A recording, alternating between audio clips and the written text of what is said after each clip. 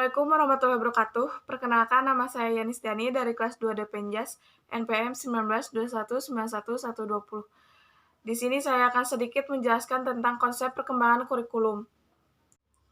A. Prinsip-prinsip perkembangan kurikulum.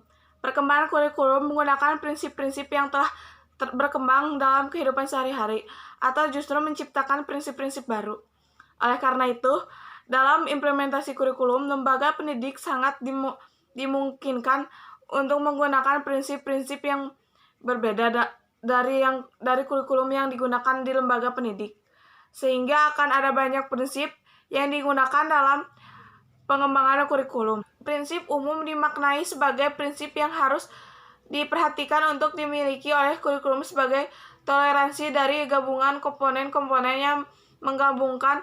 Adapun penjabaran prinsip-prinsip umum lainnya sebagai berikut. Itu prinsip relevansi. Relevansi memiliki makna sesuai atau serasi. 2. Prinsip fleksibilitas. Perkembangan kurikulum berupaya agar hasilnya fleksibel dalam implementasinya.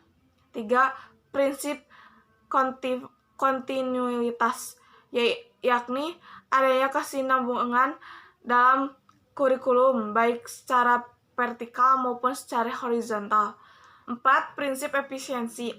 Peran kurikulum dalam ranah pendidikan adalah sangat penting dan bahkan vital dalam proses pembelajaran.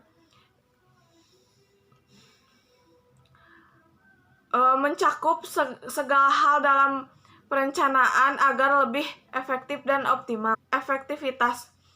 Menggabungkan kurikulum pendidikan perlu mempertimbangkan prinsip efektivitas. B.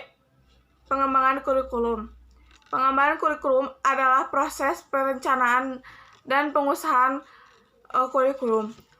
Oleh karena itu, kurikulum dan kegiatan yang dilakukan agar kurikulum yang dihasilkan dapat menjadi bahan ajaran dan acuan yang digunakan untuk mencapai tujuan pendidikan nasional. C. Faktor-faktor yang mempengaruhi kurikulum.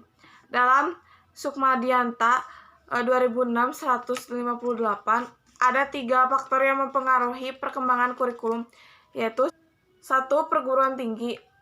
Perguruan tinggi setidaknya memberikan 2 pengaruh terhadap kurikulum sekolah.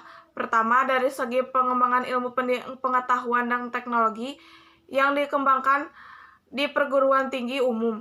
2. Dari segi pengembangan ilmu pendidikan dan keguruan, serta penyiapan guru-guru lembaga pendidik tenaga kependidikan.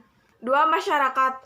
Sekolah merupakan bagian dari masyarakat yang diantaranya bertugas mempersiapkan anak-anak didik untuk dapat hidup secara bermanfaat di masyarakat. 3. Sistem nilai. Dalam kehidupan bermasyarakat, terdapat sistem nilai, baik nilai moral, keagamaan, sosial, budaya, maupun niat politis. D.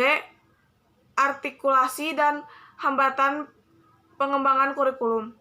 Artikulasi dalam pendidikan berarti kesatupadanan dan koordinasi segala pengalaman belajar.